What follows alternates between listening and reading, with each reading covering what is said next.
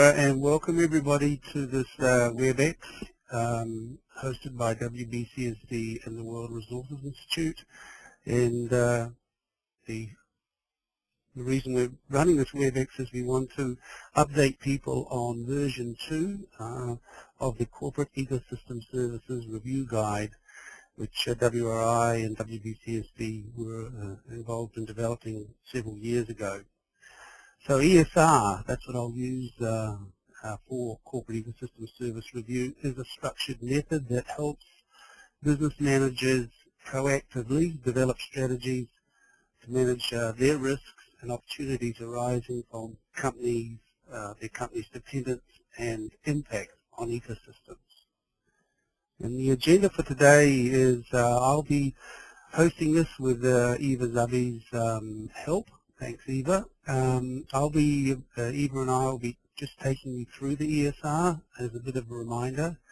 Then we'll be hearing from two member companies, Cenex and Mondi, Heloise and then Peter, with short illustrations of how they have used the ESR in their business programs. And then we'll have an opportunity for questions and answers. And just a reminder here, please use the chat function on your screen for any written questions or comments, and we'll use those during the Q&A session. We have another call later on this afternoon, this time myself and Suzanne Osmond. So if you want to hear this again with one other additional case study, please join us later on today. So WBCSD, the organization I work for, we're a global CEO-led coalition of around 200 companies with a shared commitment to sustainable development. So that's economic development based on delivering on the social agenda, equity issues, and also respecting ecological limits and natural capital. And collectively, our members, we estimate, employ 15 million people and have annual revenues of about $7 trillion US and current market capitalization of about $6 trillion US. Our partner in this, and it really was the World Resources Institute that took the lead in the ESR, is a non-profit organization, global and environmental think tank, based in Washington, D.C. And what WRI does, it goes beyond research to try and find very practical ways to protect the planet and improve people's lives. So very similar in many respects set of objectives as WBCSD. And they seek to transform ideas into action, and their ideas are based on solid science and solid analysis. WRI, like WBCSD, has a collaborative focus, and for 30 years they've worked with governments, with companies, and with civil society to create practical solutions to meet the urgent environmental and development challenges that we all face. The ESR is based on, or focuses on the different types of ecosystem services. This was a methodology that became championed through the Millennium Ecosystem Assessment, which identified several categories of ecosystem services. The provisioning services, these are the goods that we receive from ecosystems, things that as businesses we use, things that as individuals we can touch and feel, such as fresh water, and food and timber. There's also a set of regulating services. These are the benefits that we obtain from nature's control of natural processes, and they include things like pollination of crops, protecting ecosystems from storms, influencing local temperature and rainfall, and stabilizing the global climate.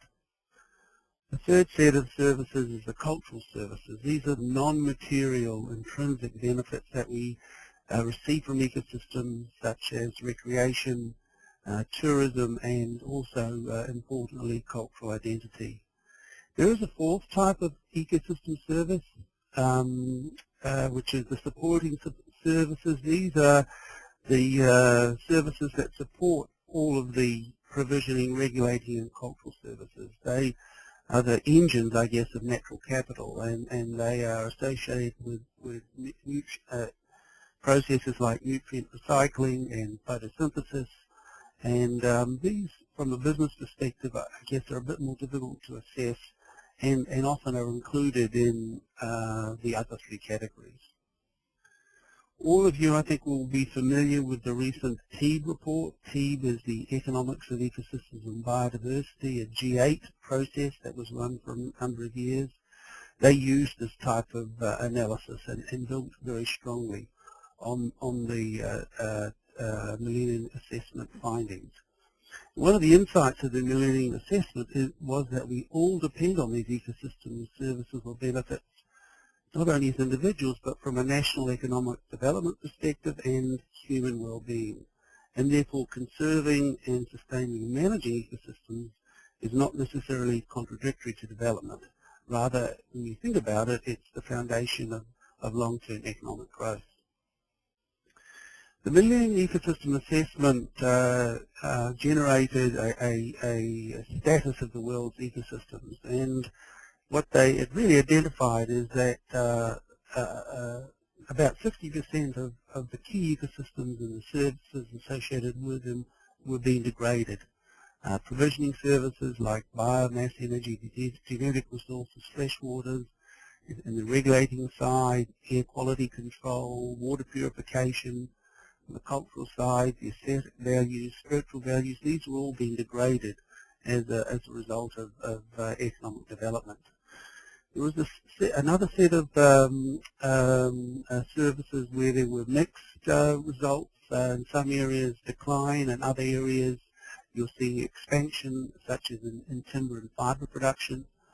And there were a set of ecosystem services mainly associated with food production, crops, livestock, agriculture, which were being enhanced or had been enhanced over the last 50 years. And carbon sequestration was one of those, reflecting changing forest management practices around the world. And the scientists from the Millennium Assessment, which was completed nearly 10 years ago, projected that this degradation would likely become worse in the first half of the 21st century. And those of us who are involved in environmental issues, when you think about the reports that come out of the World Bank, that come out of IUCN, such as the Red List, the UNEP environmental assessments, the work FAO does on fisheries and forestry, the IPCC from the Climate Change Convention, all of these assessments, often looking at different sets of ecosystems, show that trend is probably accelerating.